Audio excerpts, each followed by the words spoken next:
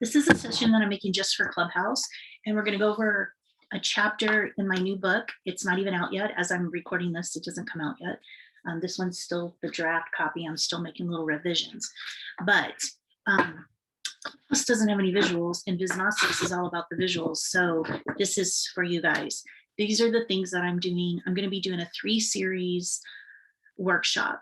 And I've already recorded one slide, the one that you're looking at right now. But I'm going to recap it real quick just to remind you, and in case people are watching, this is part 2 of 3.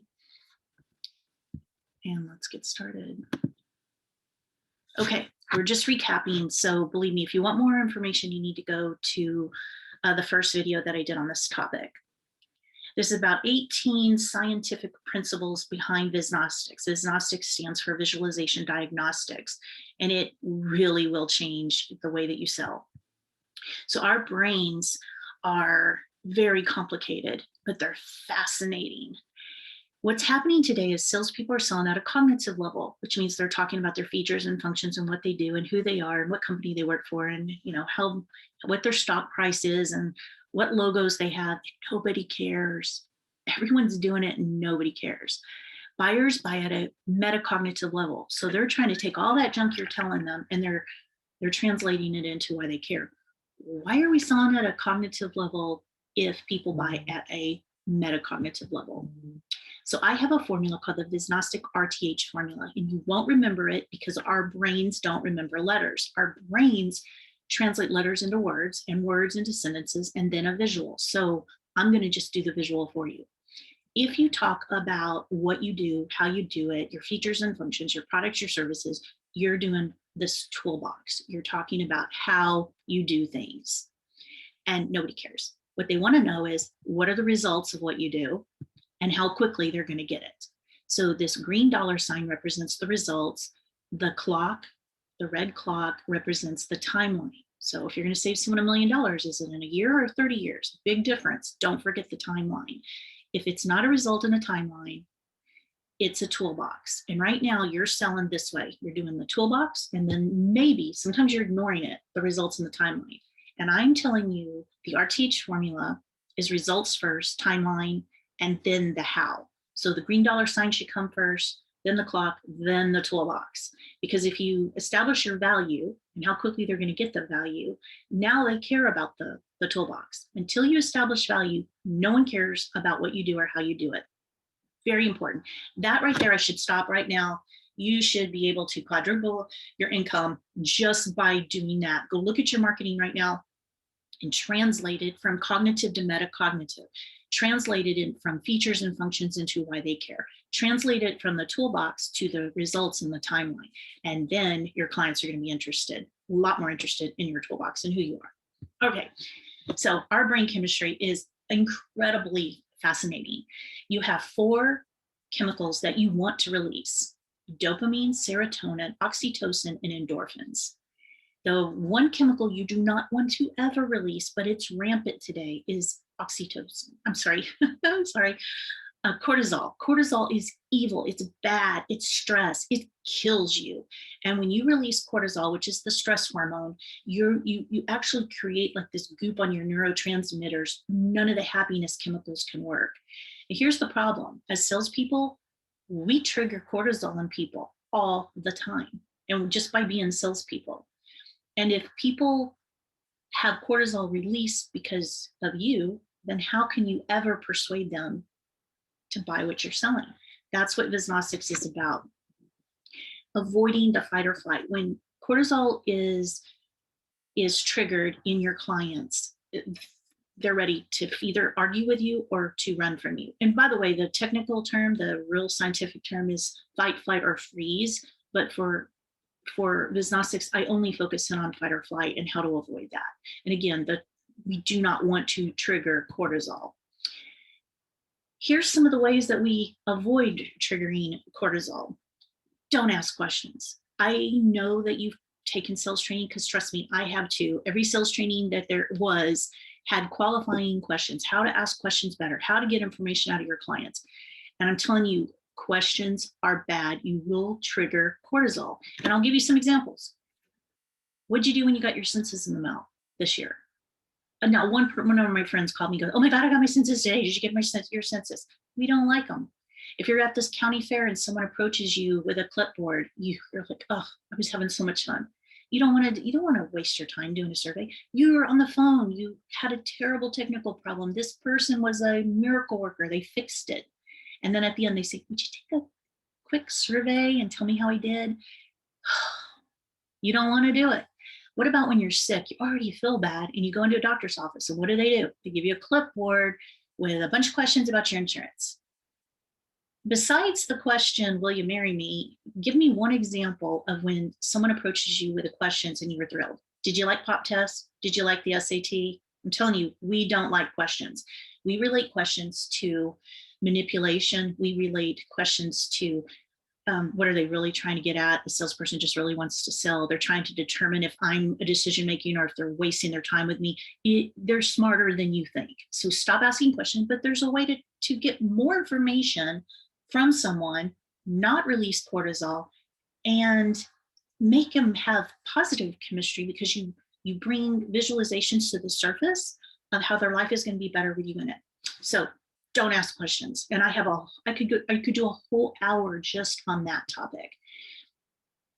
The other thing is, Dale Carnegie wrote a book in the 1920s, and they didn't know much about brain chemistry back then, but he wrote a book called How to Win Friends and Influence People. And in a nutshell, it says no one cares how smart you are or how accomplished or how educated or how beautiful you are. They don't care. What they care is how they feel when they're with you. So if you're a salesperson talking about your company, they're bored and it's a narcissistic world today. Don't add to it. Make it about them instead of yourself, and watch the transformation happen before your very eyes. So, I told you that just by default, salespeople trigger cortisol just by being a salesperson. And it's because of all of the bad salespeople before you. So Pavlov rang a bell, gave a dog a piece of meat. So every time he rang a bell, the dog would salivate, and the dog related the bell to meat.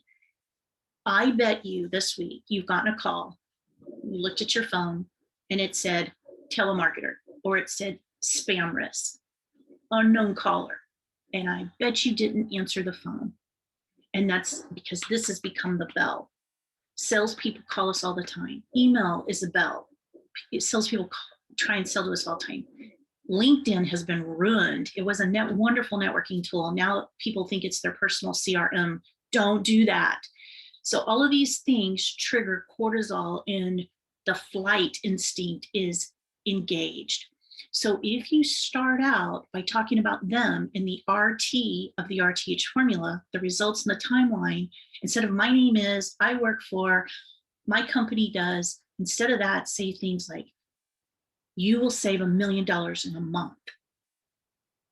I'm interested how. You're going to double your income in a week.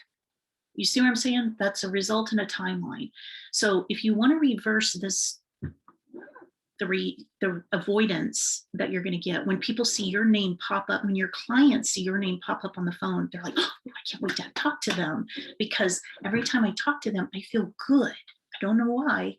I didn't know that I had serotonin, dopamine, endorphins, and oxytocin flowing when this person calls, but I'm going to teach you how to do it. Disgnostics will teach you how to do it. On top of all that, the world is changing. We are being bombarded with data from so many news, TV, email, every messenger, then every application. Because of that, in 2000, our attention spans were 12 seconds. In 2009, they were 9 seconds. A goldfish is, I'm sorry, I do this every time. A goldfish is 9 seconds. We're 8 seconds. So a goldfish has a longer attention span than we do. But that was 2009. Today it's 2021, and there are a million applications that didn't exist in 2009 that are sending us information. So our attention spans are 3 seconds. Think about that. So if you start out with, my name is, my company does, I work for, you blew your 3 seconds. Don't waste it talking about yourself. Talk about the value. Then they're going to care and be curious about who you are and what you do and what your company is. We also think of things in threes. There's something called the rule of threes, the power of threes. We like things in threes, whether it's decorating your house, whether it's an area code. You're more likely to remember an area code than you are those last 4 digits of a phone number, because our brains like threes. We like things in threes. I could do a session just on that, but just remember that, because if you've always been taught as a salesperson, don't ask close-ended questions. Well, close-ended questions have 2 responses, yes or no. What if you had a multiple choice and gave them 3? Remember that, because that's part of Disgnostics. Our brains like movement. So if your website right now is static, people aren't going to spend much time. If your presentations are not moving, you're wasting people's stimulant. Technology is now caught up with what we want. So there is no reason why you don't have videos automatically playing on your website and looping. I mean, how many times have you caught yourself watching the same video over and over again? It can be hypnotic. So you definitely want to have movement in your messaging. And, we actually, I know this is going to sound weird, but we actually like to be surprised. So I'll give you an example. You're walking through a car, you're looking at cars in a car lot, and you see peripheral vision. Here comes the salesperson, and you're ready to fight. You're ready to fight. Okay, what's this one going to say? How are you? What can I do for you? What are you looking for? How, hi, how's your day going? My name is, you kind of know what a salesperson's going to say, and you've already got it all automatically prepared. I'm just looking, which is a nice way of saying, leave me alone, go away. But what if that person came up to you and said, hi, tell me your story? You're kind of like thrown off. You're not prepared for that. And then all of a sudden you will have a different brain chemistry going on that you weren't expecting. And you'll find yourself talking, and you'll find yourself saying stuff that you didn't even have any control over. So our minds like to be surprised. Don't be predictable. Don't use jargon. Don't use industry lingo. Be different than your competitors. Very important. Our brains prefer cartoons over photographs. And I'm so grateful I found this graphic, because on the left side is a photograph and on the right side is a drawing. And you can see that it's exaggerated, and our brain is so stimulated. Photographs don't do much for us. We can look out the window and see a car or see a tree or see a building. But when we look at artwork, we're actually looking at the shading and the talent. And it's much more interesting to think and look at a drawing, and cartoons in particular, because our brains also like to laugh. And I know this, I teach this, but I am the least funny person I know. I try so hard, but I'm just not funny. But cartoons help, because our brains they trigger stuff before it really works. So when we see a cartoon, our brains react like, oh, this is going to be funny, because cartoons are usually funny. So using cartoons really kind of kills 2 birds with 1 stone. Our brains prefer the cartoons because they're interesting, but they also trigger this, oh, it's going to be funny. And then in my books, I never really focused a lot of time or attention on the artwork, but that's the one criticism I get. People will reach out to me and say, I really didn't like the artwork in your book. And I'll say, tell me, describe to me one of the art pieces that you didn't like. And they will, to the T, describe it. And they'll say, in that artwork, what was the topic associated? What do you remember the topic being? Tell me about that. And they'll tell me. And I love it, because art doesn't have to be something you like. It just has to be effective. And this guy right here is Ed Gorey. Ed is an artist. He died in 2000, so he's a modern artist, but he had a technique with shading. David Weiner did all my artwork, and he studied under him. And it's hypnotic. And the whole point of the artwork is to help you retain the information that's in the book. And how many books have you read where it's just words and it's monotonous? And I bet you didn't finish those books. My books are full of dozens and dozens of graphics that relate to the topics to help you find things in the books, but also to retain it. And that's what's important. So the question is, are your presentations doing the same thing? Because a lot of marketing collateral just has fancy pictures that really have nothing to do with the messaging that you're trying to portray. And then one of the things that Disgnostics teaches is something called the rule of threes. Rule of threes Very rarely is your audience going to be the decision maker. Even a CEO has to go to the board for major purchases. I know because I've sold $2 billion in complex IT stuff, and that always was the case. There were steering committees, there were approval processes, there was a lot of checks and balances to make sure money was being spent correctly.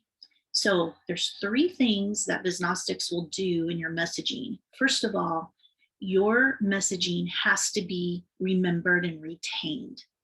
That's R number 1, 3 R's, remembered or retained. Then they have to be able to relate to it. So a story associated with that topic is really important. Everyone's talking about storytelling today. This is why, because they want to relate. And when you tell a story, you get emotions. And remember, people buy at a metacognitive level, not a cognitive level. So emotions are a big part of the metacognitive decision-making process. So remember, retain, but then you have to establish rapport, and they have to be able to relate to your message. So if you're saying something like, oh, that pain that you've got, it's going to go away. They can relate to the pain, and yes, going away would be good. And then the third thing is they have to be able to repeat it. If they can do the first 2 things, they'll be able to do the last R, which is repeat it. And you need that because they're going to take your message. You're not going to get to go to the board. You're not going to get to go to the steering committee. You have to rely on your client to be your advocate and go and deliver your message for you. So the 3 R's are very important. Notice the guy's eyes. When you visualize, when you help your audience visualize their life is going to be better with you in it, it is the most powerful thing you can do. And you'll nail the 3 R's when you get that accomplished. Eyes, you're going to hear more about that in just a second. Eyes really tell if you've painted a visualization or not. So we'll talk about that more in a second. And then the final thing, this was session 1. The final thing is not only are graphics very important, but the words. Words can trigger visualizations if done correctly. And I have 3 ways that I teach with Disgnostics. The first way is write in first person. So I would say, I saved $1 million the first week after learning Disgnostics. If you wish you could say that today, we need to talk. So the first thing, I saved $1 million in 30 days using Disgnostics, you put that in quotation marks so that your reader, again, these are words, your reader knows that it's not you saying it, someone else is saying it. And then it says, if you wish you could say this. Now they're saying, oh, that was me saying that. Oh, I wish I could say that today. So speaking in the first person is one way to trigger visualizations where people are like, oh gosh, I wish I could say that. That's a great quote. I wish I could do that today. And then the second thing is to give them a compliment. So you can say things like, you're going to be promoted so quickly when you start embracing Disgnostics. They visualize themselves as being promoted, and wow, that sounds really attractive. And then the third thing is to use trigger words. Trigger words are things like envision, imagine, visualize, describe, tell me. So these aren't questions, you're doing a command statement that's painting a visualization for them immediately. But look at this graphic. I like this cartoon because it's 2 little kids. They're about the same place in the book. They're reading the same book and they're reading the same words, but they have 2 different visualizations. One of the exercises that I do in the book is a word. I say one word, and then I ask people to tell me what they see. And it's all over the board. So words are subjective. It's so important that if you want people to see a certain thing, you have to have that graphic with it. And that's what I think is missing from this little cartoon down here at the bottom. These are 2 kids and they're seeing something different, which tells me that there's no pictures in the book that are guiding them to see the same thing. Very important. Is your messaging doing that as well? Okay, so that's it for the review. Now we're going to get into, let's see, that's 1, 2, 3, 4, 5, 6, 7, 8, 9, 10, 11, 12, 13, 14, 15, 16, 17, 18. Okay, yeah, 18. So we just covered 18 in the recap. This next one was much shorter. I think it was like 7. So the first thing is, I mentioned about the eyes.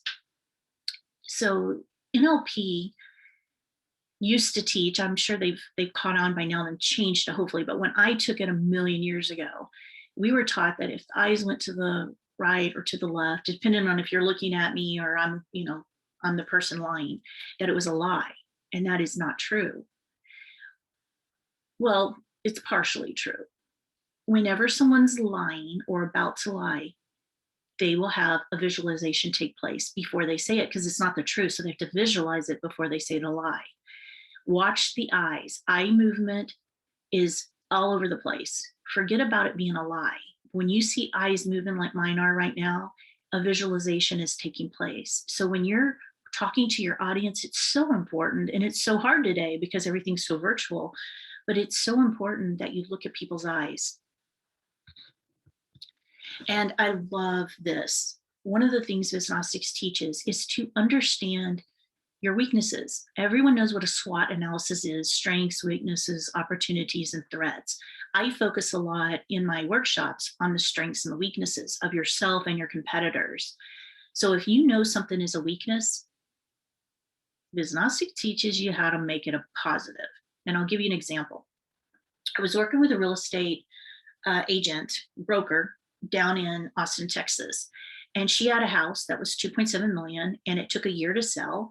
And the buyer didn't qualify at the last minute. And so the deal fell through, and she was devastated because the thought of taking another year to find another buyer was devastating. And I said, what is the reason that the property hasn't sold? And she said, well, the lot is really small. It's the smallest in the subdivision. And I said, okay. And so I looked at the picture and I said, what's behind the fence? And she goes, oh, that's the other thing. It backs up to a park, so there's no privacy. People are always walking by.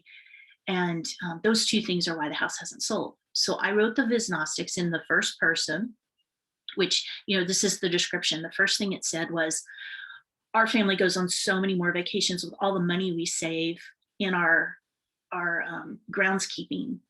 We have the most efficient lot in the subdivision. And it's awesome because we look out the window and we see a beautiful park that's meticulously maintained, and we don't have to spend a penny for it. And then I went into the other stuff about the house. She sold it in the first week when that went out. And I asked her, I don't ask questions, go back to the buyer and get them to tell you what it was about the property that sold them. And she said, the lot. So think about that. For a year, this woman thought that it wasn't selling because of the lot, and she ended up selling it because of the lot. So I took her perceived, because everything's subjective. Words are subjective, perceptions are subjective. You take something that you believe is a weakness and you turn it into a strength, and you turn it into a visualization that people say, oh yeah, that is a strength. And it becomes a strength. So that's one of the things Disgnostics teaches you. The other thing is, it's so important to overcome objections before they're stated. So important. Because if you anticipate if you do your SWOT analysis, you know your weaknesses, you want to address these things before it becomes stated.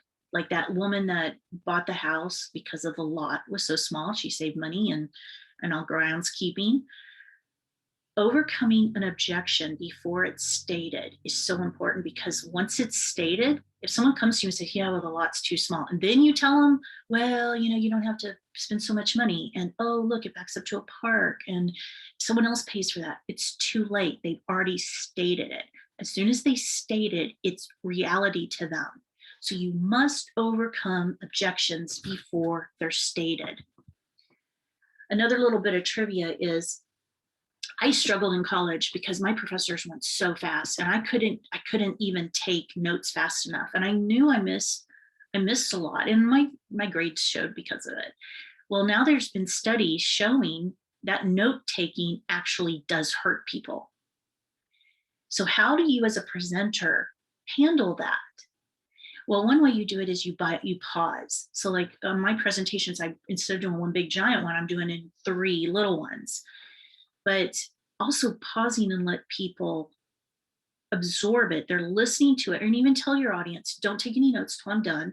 Then we'll take a break, and then you can replay it in your head and then write it. That's 3 times. Remember the power of 3s? You say it, they reflect on it, they remember it, and then they write it.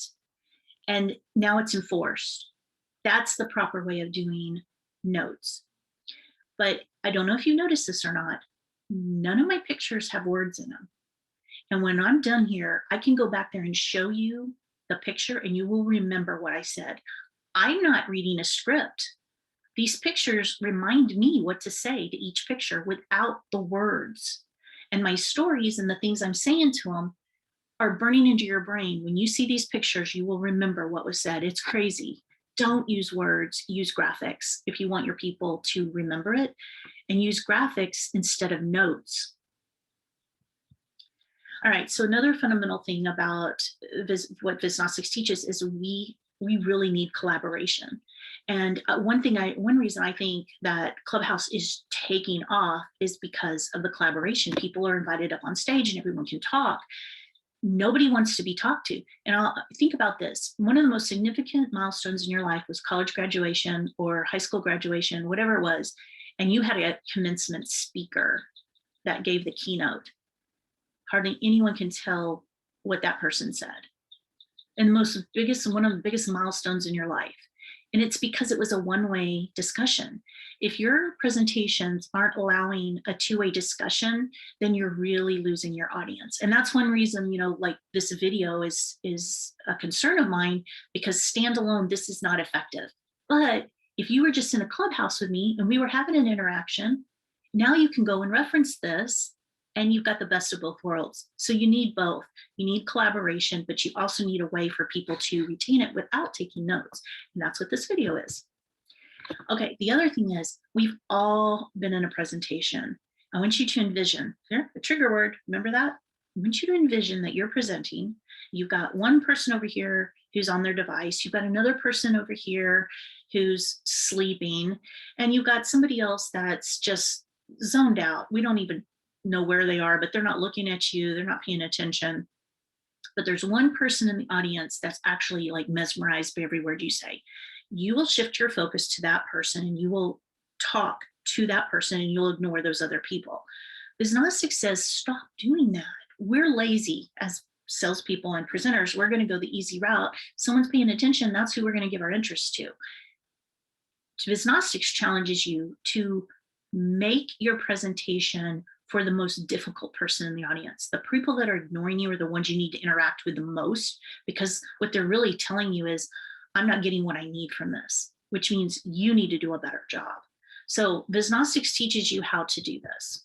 And then finally, I mentioned NLP earlier, and this is it for the recap on this one.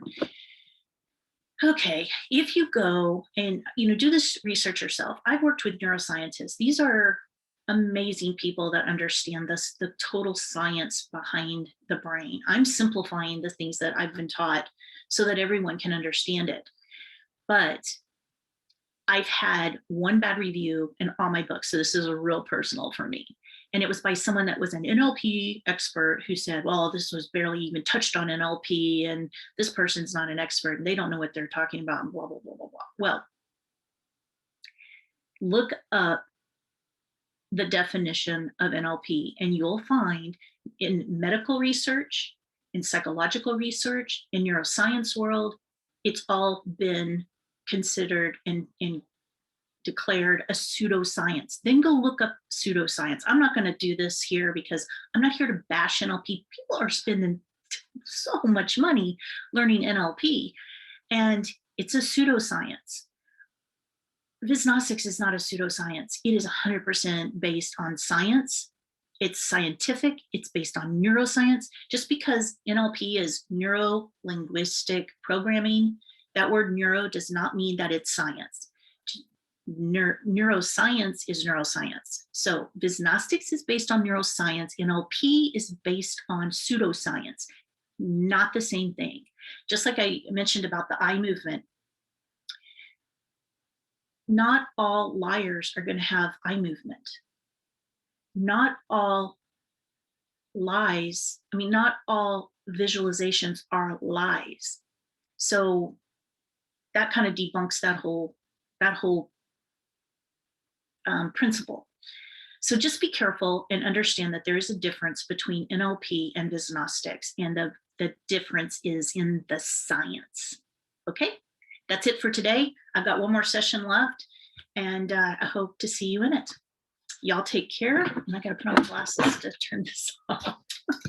Y'all have a good day.